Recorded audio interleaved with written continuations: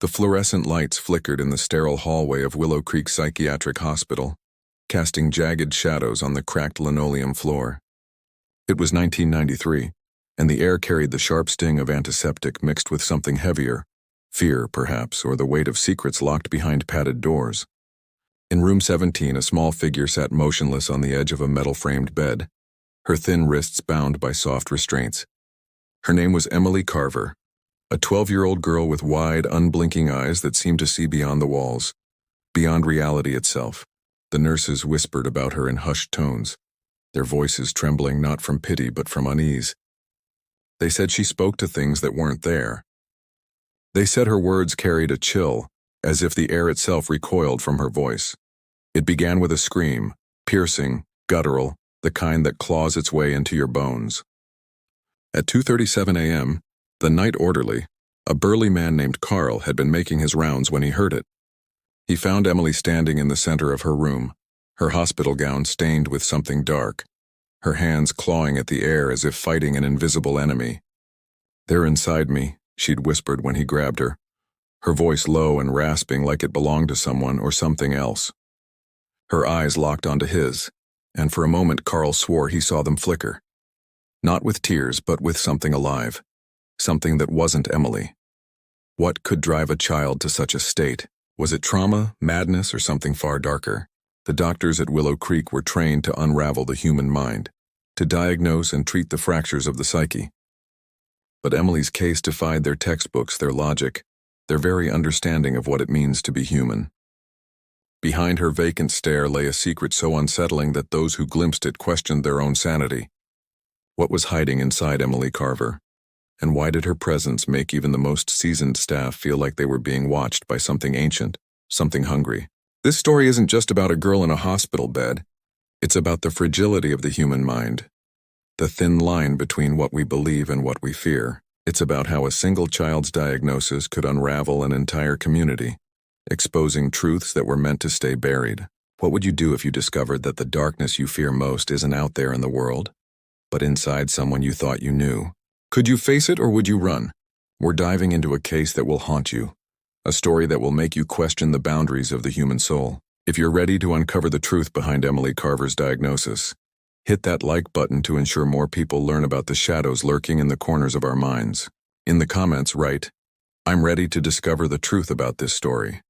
By doing so, you're joining a community of truth seekers, those brave enough to face the inexplicable and demand answers.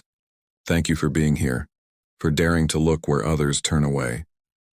Prepare yourself, because what comes next contains a key revelation that will forever change the way you see the human mind. The morning after Emily's scream shattered the quiet of Willow Creek Psychiatric Hospital, the staff gathered in the break room, their coffee cups trembling in their hands. It was October 1993, and the New England air outside was crisp.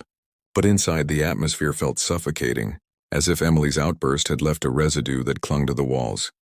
Dr. Margaret Hensley, the hospital's lead psychiatrist, flipped through Emily's thin file, her brow furrowed. The girl had been admitted 3 days prior, brought in by her foster mother Diane, who claimed Emily had been acting strange for weeks. Strange didn't begin to cover it. Emily's foster mother had described incidents that seemed plucked from a nightmare. At home in their small Massachusetts town, Emily had started waking at exactly 3 a.m. every night, standing at the foot of Diane's bed, staring without blinking. She didn't say anything, Diane had told the intake nurse, her voice shaking. But her eyes, they weren't right, like they were looking through me. Then there were the drawings, pages torn from Emily's school notebook, filled with jagged, chaotic sketches of figures with too many limbs, their mouths stretched into silent screams. Diane found them stuffed under Emily's mattress along with something else, a small rusted knife, its blade stained with what looked like dried blood. When questioned, Emily only smiled and said, "It's for them." Dr. Hensley, a woman hardened by years of treating troubled children, felt a chill as she read the intake notes. Emily's biological parents were unknown, her records a patchwork of foster homes and vague references to behavioral issues. No one knew where she'd been before age 6, and the gaps in her history were as unsettling as her behavior. The night of her scream wasn't the first incident at Willow Creek either. The day before, during art therapy, Emily had crushed a crayon into her palm until it bled, smearing the red wax across her paper in a spiral that looked almost deliberate, like a symbol from some forgotten language. When the therapist asked what it meant, Emily whispered, "It's what they want." The staff tried to rationalize it. Trauma, they said. Maybe schizophrenia, though she was young for such a diagnosis. Dissociative identity disorder? Possible, but her symptoms didn't quite fit. There was something about Emily that resisted explanation, something that made the nurses avoid her room unless absolutely necessary. Carl, the orderly, refused to work the night shift anymore, claiming he'd heard whispers coming from room 17 when no one else was around, whispers that weren't in Emily's voice. Dr. Hensley decided to observe Emily herself that morning. She found the girl sitting cross-legged on her bed, her restraints removed after she'd calmed down. Emily was humming softly, a tuneless melody that seemed to vibrate in the air. "Good morning, Emily," Dr. Hensley said, forcing a smile. The girl didn't look up. Instead, she tilted her head as if listening to something far away. Then, without warning, she spoke. "You're scared of me," she said, her voice flat but piercing. "You should be. They know you're here now." Dr. Hensley froze. The words weren't a child's threat. They carried a weight, a certainty that made her skin prickle. She asked, "Who's they, Emily?" The girl finally met her eyes, and for a split second, Dr. Hensley swore she saw something move behind Emily's pupils, like a shadow darting through water. Emily smiled, a slow, unnerving grin. "You'll see," she said. "They always show themselves eventually." By noon, Dr. Hensley had ordered a full psychological evaluation, but the hospital's equipment, old and unreliable, kept malfunctioning when Emily was near. The EEG machine sparked and died during her first test, and the Polaroid camera used for patient photos spat out a blank image, though the flash had caught Emily's face perfectly. The staff began to whisper about curses, about things that couldn't be explained by science. And yet Dr. Hensley pressed on, determined to find a diagnosis, to pin Emily's behavior to something rational. But deep down, she couldn't shake the feeling that Emily wasn't just a patient. She was a doorway to something no one was prepared to face. As the day ended, a nurse found a new drawing under Emily's pillow. It showed a figure in a white coat, its face smeared into a featureless void, standing in a room filled with writhing, shadowy shapes. At the bottom, in Emily's childish scrawl, were the words, "They're coming for her." Dr. Hensley didn't sleep that night. She kept the drawing locked in her desk, but its image burned in her mind, a warning she couldn't ignore. The air in Willow Creek Psychiatric Hospital grew heavier as the days passed, as if Emily Carver's presence had thickened the atmosphere, making every breath feel like a trespass. It was late October 1993, and the New England frost crept up the hospital's windows, framing the world outside in brittle white. Inside, the staff moved with a quiet urgency, their eyes darting toward room 17 whenever they passed. Dr. Margaret Hensley, usually a pillar of composure, found herself gripping her pen too tightly during meetings, her thoughts drifting back to the drawing locked in her desk, the faceless figure in the white coat surrounded by writhing shadows. She hadn't shown it to anyone. Not yet. Emily's behavior grew stranger, more unpredictable. During group therapy, she sat silently, her hands folded in her lap, but the other children avoided her gaze as if instinct warned them to keep their distance. One boy, a 14-year-old named Tommy with a history of violent outbursts, had tried to taunt her, calling her freak. Emily didn't react, but that night Tommy woke screaming, claiming he'd seen things crawling on his ceiling, their eyes glowing like embers. The nurses found no evidence, but Tommy refused to sleep in his room after that, begging to be transferred. Dr. Hensley noted it as a possible case of shared delusion, but the coincidence gnawed at her. The hospital's surveillance system, a clunky setup of grainy cameras installed in the late 80s, began to malfunction. Tapes from the hallway outside room 17 showed static at odd hours, punctuated by brief, distorted glimpses of Emily standing in her doorway, though the night logs confirmed her restraints were always in place. One technician, a skeptical man named Roger, spent hours reviewing a tape from October 20th. At 3:13 a.m., the footage cut to black, but the audio captured a low, rhythmic chanting, not in English, not in any language Roger recognized. He played it for Dr. Hensley, his hands shaking. "It's not her voice," he said. "It can't be. She's just a kid, doctor." Hensley ordered a series of tests to rule out organic causes.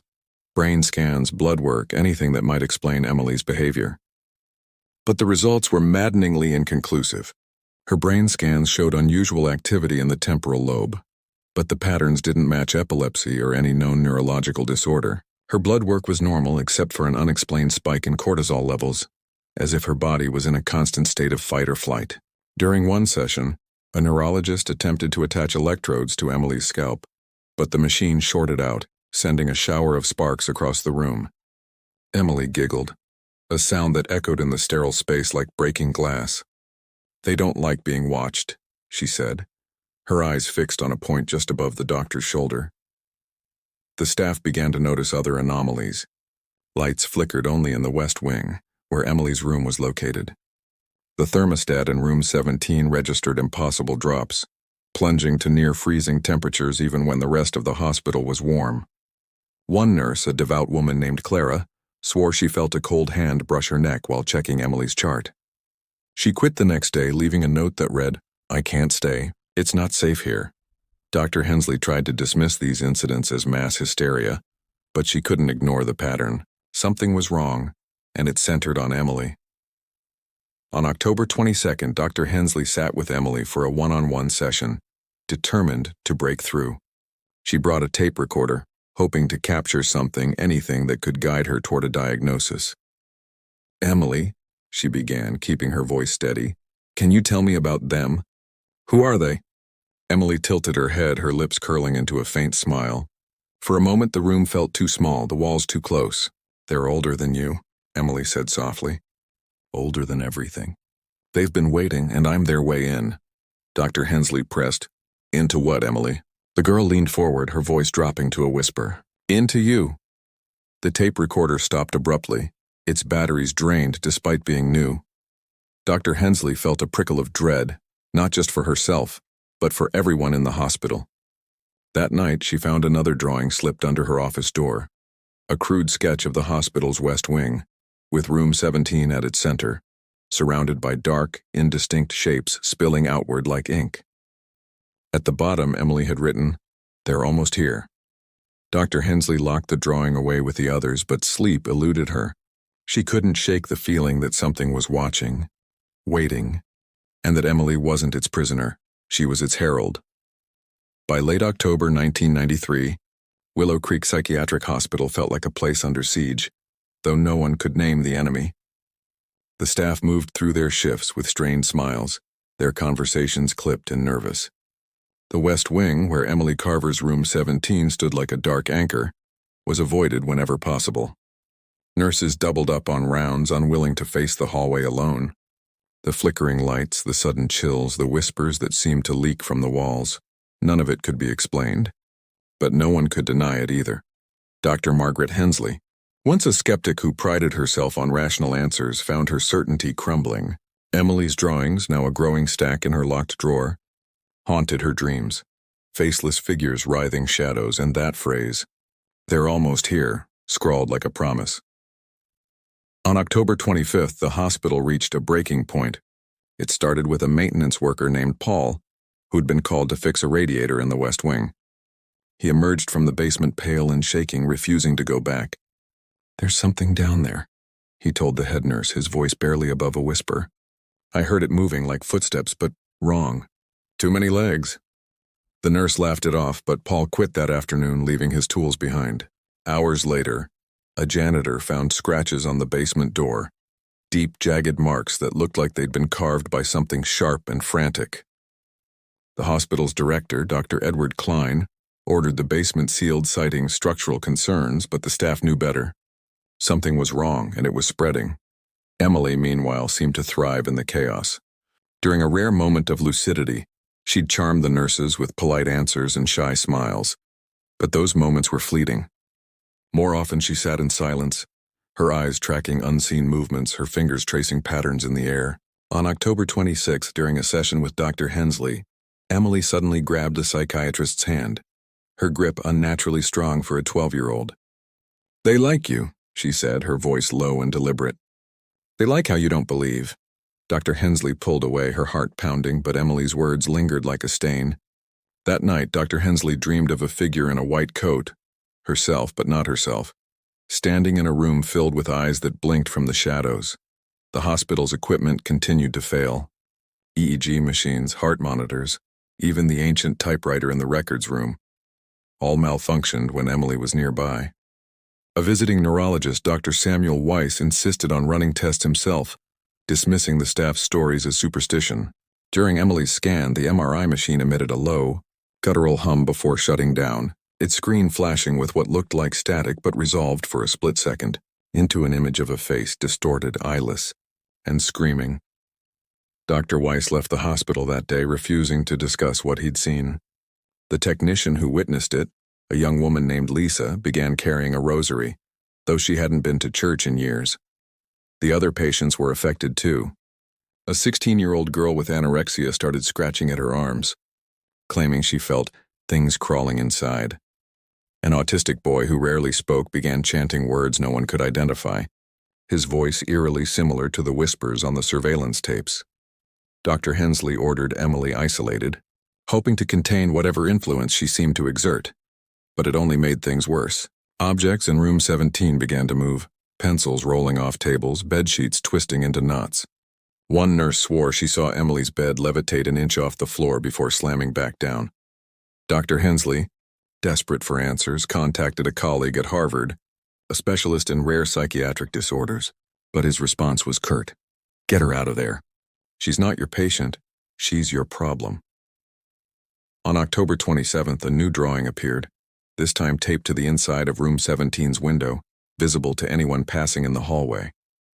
It showed a crowd of figures, their bodies twisted and elongated, reaching toward a central figure in a white coat. Dr. Hensley, unmistakable despite the smudged face. At the bottom, Emily had written, "They're here now." That night, the hospital's power flickered, plunging the West Wing into darkness. In the silence, a low rhythmic thumping echoed from room 17, like a heartbeat too large to belong to a child. Dr. Hensley stood outside the door, her hand trembling on the handle, knowing she had to go in but terrified of what she'd find. The thumping from room 17 pulsed through the darkened West Wing of Willow Creek Psychiatric Hospital, each beat reverberating like a warning in the bones of those who heard it. It was October 28, 1993, and the air felt charged, as if the hospital itself were holding its breath.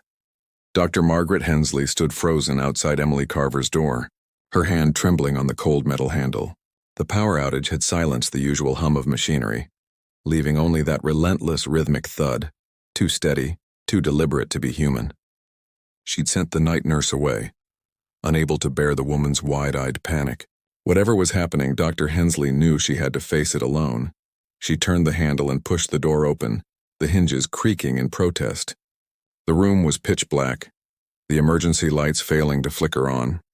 Her flashlight beam cut through the darkness, landing on Emily, who sat upright on her bed, her restraints inexplicably undone.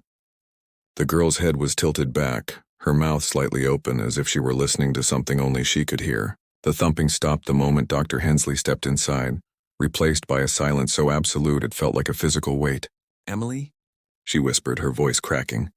The girl's head snapped forward, her eyes glinting in the flashlight's glow, not with fear, but with something like triumph. "They're happy you're here," Emily said, her voice soft but carrying an unnatural resonance, as if it echoed from somewhere deeper than her throat. Dr. Hensley's flashlight flickered, then steadied, revealing the walls of room 17. They were covered in drawings, dozens, maybe hundreds, taped and smeared across every surface. Each one depicted the same writhing, shadowy figures, their forms more defined now, with claw-like hands and hollow eyes. Some showed the hospital, its corridors twisting into impossible shapes. Others showed Dr. Hensley herself, her face distorted, her body surrounded by those same shadows, their hands reaching into her chest. At the bottom of each drawing, in Emily's scrawl, was a single word: now. Dr. Hensley's training urged her to rationalize it. Delusions, psychosis, a child's fractured mind, but her instincts screamed otherwise. The air in the room felt wrong, thick with a presence that pressed against her skin. She took a step toward Emily, her flashlight shaking in her grip. "Who are they, Emily?" she asked, forcing her voice to stay steady. "What do they want?" Emily smiled, a slow, unnatural stretch of her lips. "They want out," she said. "And you're the key." Before Dr. Hensley could respond, the flashlight died, plunging the room into darkness. A low hum filled the air like the drone of distant machinery, but it seemed to come from everywhere and nowhere. She fumbled for the door, her heart pounding, but the handle wouldn't budge. Something cold brushed against her ankle, and she stifled a scream. The hum grew louder, resolving into a chorus of whispers, words she couldn't understand but felt in her gut, like a language of dread. She banged on the door, shouting for help, but the sound was swallowed as if the room itself were consuming it. Then, just as suddenly, the lights snapped back on. The hospital's power surged to life, and the door swung open under Dr. Hensley's weight, sending her stumbling into the hallway. She turned back, expecting to see Emily, but the girl was gone. The bed was empty, the restraints neatly folded as if they'd never been used. The drawings on the walls were gone too, replaced by pristine plaster, though the faint smell of crayon wax lingered. Dr. Hensley's flashlight lay on the floor, its batteries melted into a blackened mess. She ran to the nurse's station, her breath ragged, demanding to know where Emily was. The night orderly, a new hire named Greg, looked confused. "She's in her room," he said, pointing to the log that showed no one had entered or left room 17. Dr. Hensley dragged him back to the room, her voice shaking as she insisted Emily had vanished. But when they arrived, Emily was there, sitting on her bed humming that same tuneless melody. "You okay, Doc?" she asked, her eyes wide and innocent, though a faint smirk played at her lips. Dr. Hensley didn't sleep that night. She spent hours reviewing the surveillance tapes, but the footage from room 17 showed nothing, just static for the exact duration she'd been inside. The next morning, she found a new drawing slipped under her office door. It showed her standing in room 17, her face a blank void with Emily beside her, holding her hand. Behind them, the shadows were no longer confined to the page. They seemed to spill over the edges, reaching toward the viewer. Scrawled at the bottom were the words, "You opened the door." The morning of October 29, 1993, dawned gray and oppressive over Willow Creek Psychiatric Hospital, the sky heavy with the threat of a storm. Inside, the staff moved like ghosts, their faces drawn, their voices hushed. Dr. Margaret Hensley's encounter in room 17 the previous night had spread through whispered rumors, though she hadn't spoken a word of it herself. Her hands shook as she poured coffee, her eyes bloodshot from a night spent staring at the drawing she'd found under her door, the one showing her and Emily, hand in hand with shadows spilling off the page. She hadn't shown it to anyone, but its weight pressed on her, a constant reminder of the words, "You opened the door." Emily, meanwhile, seemed untouched by the chaos she'd sown. She sat in the day room, coloring with a single black crayon, her movements slow and deliberate. The other children kept their distance, their usual chatter replaced by uneasy silence. One nurse noticed that the plants in the day room, hardy, neglected ferns, had begun to wilt, their leaves curling inward as if recoiling from the air around Emily. The hospital's director, Dr. Edward Klein, called an emergency meeting that morning, his voice tight with frustration. "We're professionals," he snapped, addressing the staff. "We don't give in to superstition. This is a child, not a monster." But his words faltered when he met Dr. Hensley's gaze, her haunted expression betraying what she couldn't say aloud. Dr. Hensley pushed for answers, demanding a deeper investigation into Emily's past. She contacted social services, piecing together fragments of the girl's history. The records were sparse, but a pattern emerged. Every foster home Emily had lived in reported disturbances, unexplained noises, objects moving, family members waking with inexplicable bruises. One foster father, a pastor in rural Vermont, had written a letter claiming Emily brought something unholy into his home. He'd vanished shortly after, leaving his family behind. The social worker on the phone hesitated before adding, "There's a reason she's been moved so often. People don't last long around her." Back at the hospital, the incidents escalated.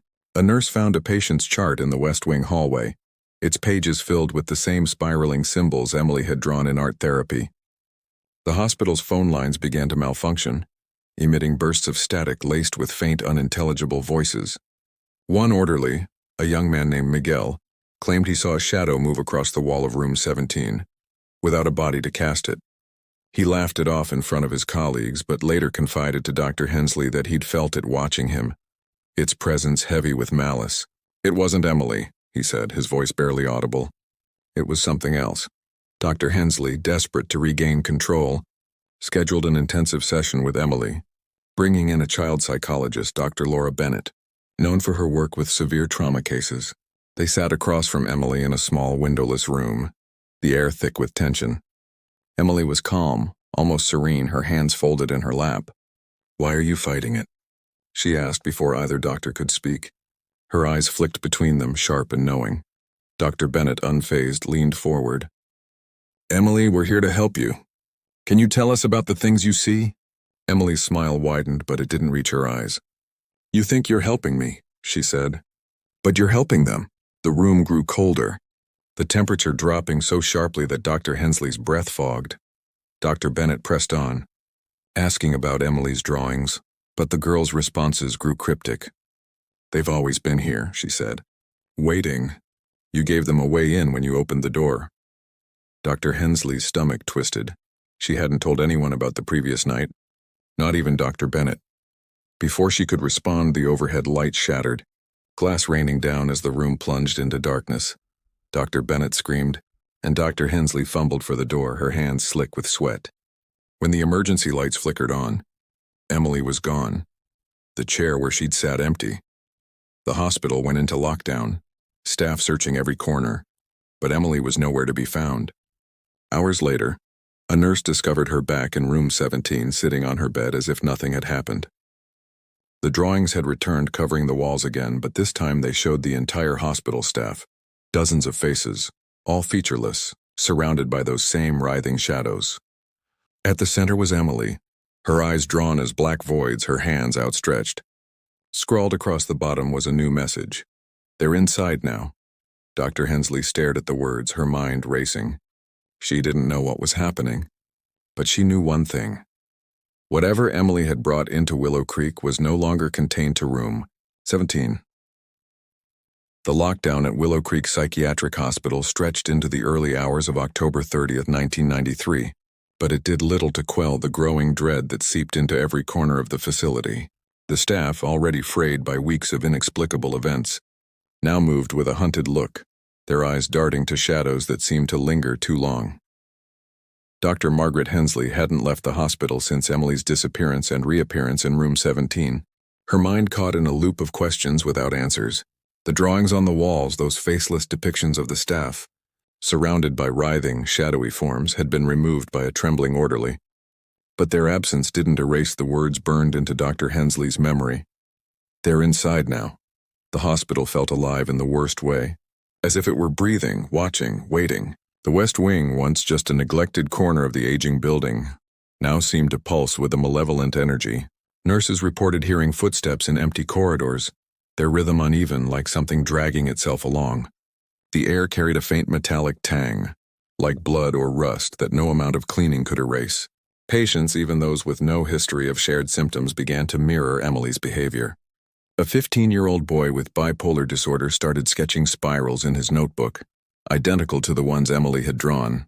A woman in her 20s, admitted for severe depression, woke screaming about eyes in the walls. Dr. Hensley tried to attribute it to group hysteria, but the consistency of their stories gnawed at her. Emily herself remained eerily calm, her demeanor shifting between childlike innocence and something far older, far darker. During a brief observation that morning, Dr. Hensley watched as Emily sat in the day room, her hands folded, her eyes fixed on a blank spot on the wall. The other patients gave her a wide berth, their instincts overriding their medication. When Dr. Hensley approached, Emily turned to her without prompting.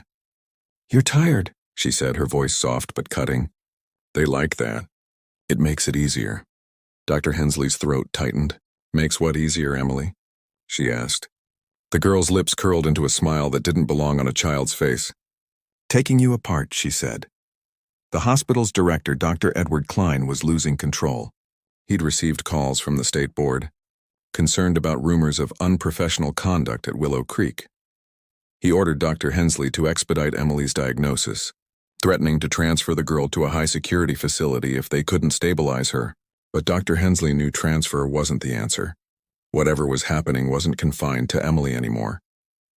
The staff were showing signs of strain beyond exhaustion. One nurse, a veteran named Susan, had a breakdown during her shift, clawing at her arms and screaming about something moving inside her.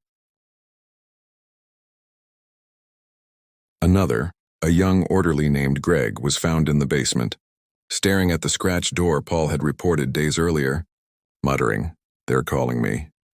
He was placed on leave, but not before he slipped a crumpled note into Dr. Hensley's hand. Don't trust her eyes.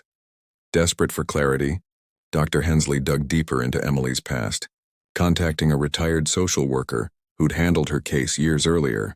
The woman, now in her 70s, sounded shaken over the phone. "I always knew that girl wasn't right," she said. "Her first foster family. They said she spoke to things in the house. Old things. They found her once, standing in their attic, surrounded by mirrors she'd arranged in a circle. She was chanting, and the mirrors, they weren't reflecting her." The social worker paused, her voice dropping. "They sent her back after their dog was found torn apart. No one could prove she did it, but, you know." That night, the hospital's power flickered again, but this time the outage was accompanied by a sound, a low guttural moan that seemed to rise from the building's foundation. Patients screamed, staff froze, and Dr. Hensley ran to room 17, her heart pounding. The door was ajar, though it had been locked moments before. Inside, Emily stood in the center of the room, her arms outstretched, her head tilted back. The walls were bare, but the floor was covered in ash, arranged in intricate spiraling patterns that matched her drawings. "They're awake," Emily whispered, her voice layered with something else, something that made Dr. Hensley's skin crawl. The girl's eyes were wide, unblinking, and for a moment, they seemed to reflect not the room, but a vast, empty darkness. When the lights returned, the ash was gone and Emily was back in her bed, her restraints untouched. But Dr. Hensley noticed something new, a faint mark on the girl's wrist like a burn in the shape of a spiral.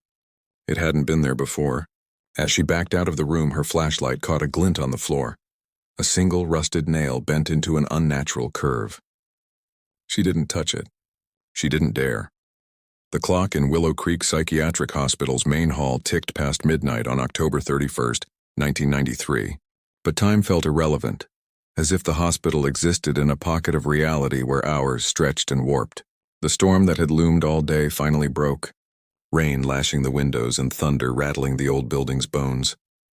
Dr. Margaret Hensley sat in her office, the rusted, curved nail from room 17 resting on her desk, untouched. She hadn't slept in days, her mind a tangle of fear and determination. The spiral burn on Emily Carver's wrist, the ash patterns, the moans from the foundation, none of it fit any diagnosis she knew. Yet the evidence was undeniable. Something was using Emily, or she was using it, and it was tearing the hospital apart. The staff were unraveling. 2 more nurses had quit, one after finding a spiral scratched into her car's windshield, the other claiming she'd seen Emily's face in her bathroom mirror at home. The remaining orderlies worked in pairs, refusing to be alone. Patients were worse, some catatonic, others manic, scribbling spirals or whispering phrases that echoed Emily's cryptic warnings. Dr. Edward Klein, the hospital director, had stopped pretending to have control. He'd locked himself in his office, poring over legal documents, muttering about liability. Dr. Hensley knew he was planning to transfer Emily, but she also knew it wouldn't matter. Whatever was happening wasn't bound to the girl's physical presence anymore. She'd spent the day researching, combing through old psychiatric journals and obscure texts on the occult, though she hated admitting the latter. A pattern emerged in the margins of history. Cases of children, always children, linked to unexplained phenomena. Objects moving, voices from nowhere, communities collapsing in fear. One account from a 19th century asylum described a boy who drew spirals and spoke of old ones who waited in the cracks of the world. The asylum burned down, the boy vanishing in the chaos. Dr. Hensley pushed the book away, her hands trembling. It was superstition, she told herself, but the parallels were too stark to ignore. At 2 a.m., the hospital's intercom crackled to life, unprompted. A low, guttural voice, not Emily's, not anyone's, spoke a single word. Now. The lights flickered, and screams erupted from the patient ward. Dr. Hensley ran toward room 17, her flashlight cutting through the dim hallway.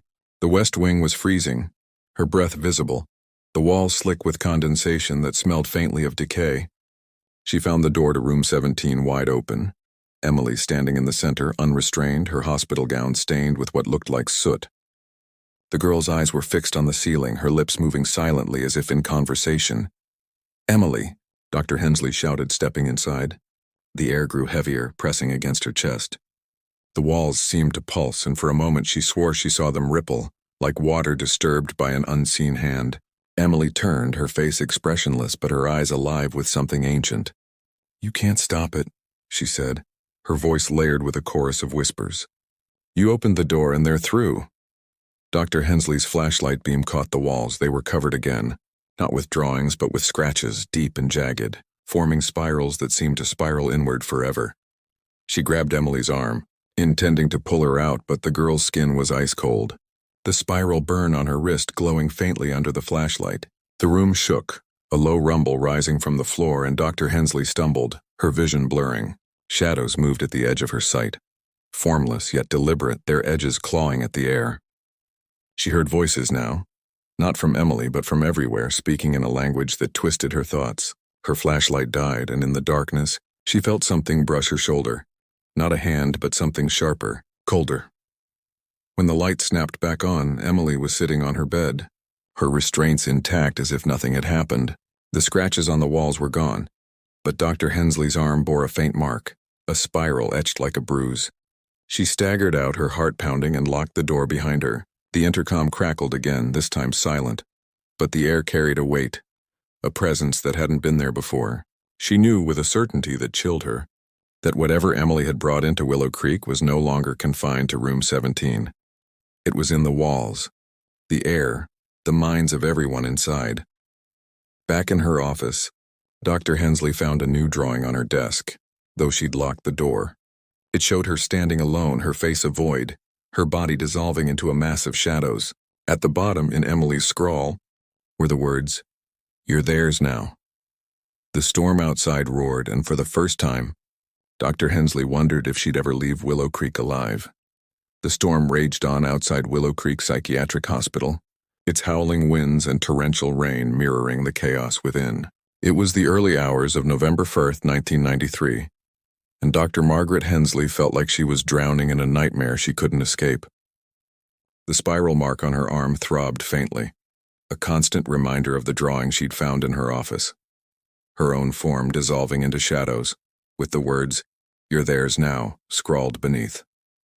She hadn't shown it to anyone, hadn't spoken of the events in room 17, but the weight of what she'd seen, what she'd felt, pressed against her sanity. The hospital was no longer a place of healing. It was a battleground, and Emily Carver was at its center. Dr. Hensley's research had taken a desperate turn.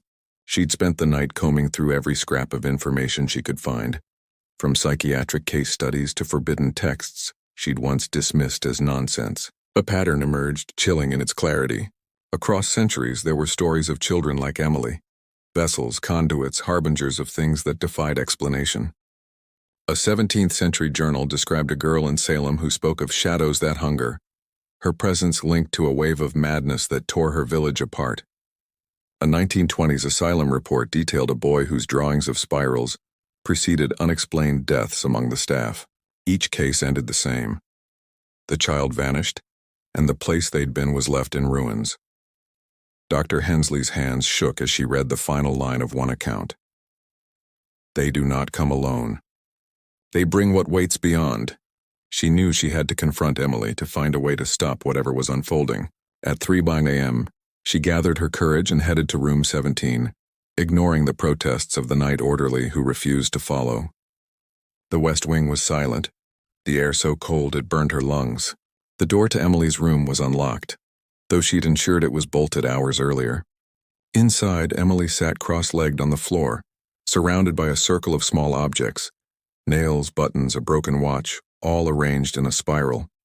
The walls were bare, but the air shimmered, like heat rising from pavement. Emily looked up, her eyes glinting with an unnatural light. "You found it," she said, her voice calm but layered with that same eerie resonance. "The truth." Dr. Hensley's throat tightened. "What are you, Emily?" she asked, her voice barely above a whisper. The girl tilted her head, her smile both childlike and ancient. "I'm the door," she said, "and you turned the key." Before Dr. Hensley could respond, the room seemed to contract, the walls bending inward as if reality itself were collapsing. Shadows writhed at the edges of her vision, their forms more solid now, tall, angular, with limbs that moved in ways no body should. The air filled with whispers, a cacophony of voices that clawed at her thoughts, urging her to let go, to give in. She stumbled back, her flashlight falling to the floor, its beam catching Emily's face. For a moment, the girl's features flickered, her skin rippling like water, revealing something beneath, a hollow, eyeless visage that wasn't human. Dr. Hensley screamed, the sound swallowed by the growing hum that shook the room. "You can't fight them," Emily said, her voice now a chorus of countless others. "They've been here before the world was born. They're in you now, just like they're in me." Dr. Hensley's mind raced, piecing together the fragments. Emily wasn't delusional. She was a conduit, a bridge for something ancient and malevolent that had been waiting for a way into the world. The drawings, the spirals, the disturbances, they weren't symptoms. They were rituals, preparations. Dr. Hensley's presence, her insistence on understanding, had been the final step. She'd opened the door by engaging with Emily, by giving the shadows a focus, a vessel in the hospital's staff and patients. The room shook violently, and the objects in Emily's spiral began to levitate, spinning slowly in the air. Dr. Hensley's arm burned where the spiral mark had appeared, and she felt a pull, as if something were trying to unravel her from within. She clutched her head, fighting the voices that urged her to surrender. "No," she whispered, backing toward the door. "I won't let you." Emily laughed, a sound that echoed with 1,000 others. "It's too late," she said. "Look around you." Dr. Hensley turned and saw them, shadows spilling from the walls, their forms coalescing into shapes that defied comprehension. They moved toward her, their eyes hollow but alive with hunger. She ran, slamming the door behind her, but the hallway was no safer. The lights flickered, and the walls pulsed with the same spiraling scratches she'd seen before. The hospital was theirs now, a playground for whatever Emily had unleashed. As she stumbled toward the main ward, she heard screams, patients, staff, all caught in the same nightmare. And in the distance, Emily's voice, soft and triumphant, "They're free." The storm outside Willow Creek Psychiatric Hospital reached its peak as dawn broke on November 1st, 1993. Its relentless fury shaking the windows as if trying to tear the building apart. Inside, the hospital was a mausoleum of fear, its corridors echoing with the screams of patients and staff trapped in a waking nightmare. Dr. Margaret Hensley stumbled through the main ward, her arm burning where the spiral mark pulsed like a second heartbeat. Emily Carver's final words, "They're free," rang in her ears, a chilling confirmation of the truth she'd uncovered. Emily wasn't a patient, not in any human sense. She was a conduit, a doorway for something ancient and incomprehensible that had used her to breach the world. And Dr. Hensley, in her desperate quest for answers, had unwittingly turned the key. The hospital was no longer a place of reason or safety. Shadows moved in the corners, their forms flickering between human and something else. Elongated limbs, eyeless faces, claws that scraped the edges of reality. Patients cowered in their rooms, some clawing at their skin as if trying to dig out an unseen intruder, others staring blankly as if their minds had been hollowed out. The staff were no better. Orderlies wept openly. Nurses barricaded themselves in the break room, and Dr. Edward Klein, the hospital's director, was found in his office rocking back and forth, muttering about eyes in the dark. The air was thick with the metallic tang of decay, and the walls bore faint traces of spirals. As if the building itself were being rewritten, Dr. Hensley knew she couldn't run. Whatever Emily had unleashed was tied to her now, the spiral mark on her arm a brand of ownership. She returned to room 17 one last time, driven by a mix of dread and defiance. The door hung open, the room empty except for a single drawing on the bed, a crude sketch of the hospital, its walls crumbling as shadows poured out into the world beyond. Emily's handwriting scrawled across it, "They thank you." Dr. Hensley's vision blurred not from tears but from a pressure in her mind, a sensation of being watched from within. She understood now. The shadows weren't just in the hospital, they were in her, in everyone who'd crossed Emily's path, a contagion of the mind and soul. She tried to rally the staff, to evacuate the patients, but the hospital seemed to resist. Doors jammed, phones died, and the storm outside cut off any hope of outside help. By noon, the state police arrived, responding to a garbled distress call from a nurse who'd fled. They found the hospital in chaos. Patients and staff incoherent, some catatonic, others raving about things that crawl in the dark. Emily was gone, her room pristine, as if she'd never been there. The drawings, the spirals, the rusted nails, all vanished, leaving only the testimony of those who'd survived. Dr. Hensley was found wandering the West Wing, clutching the final drawing, her eyes vacant but her voice steady as she repeated, "I opened the door." The official report called it a mass psychotic event, triggered by stress and an unstable patient. Willow Creek was shut down, its patients transferred, its staff scattered. Dr. Hensley was committed to a facility in Boston, diagnosed with acute schizophrenia, though she refused to speak of what she'd seen. The spiral mark on her arm faded, but she traced it absently as if it were still there. Rumors spread of a girl matching Emily's description appearing in other towns, always briefly, always leaving behind whispers of strange events, missing persons, unexplained fires, drawings that appeared and vanished. No one could trace her, and no one wanted to. What happened at Willow Creek remains a dark secret, a fracture in the fabric of reality that few dare to examine. Was Emily a child, a monster, or something else entirely? Did she bring the shadows, or did they find her? The truth is a wound that never fully heals.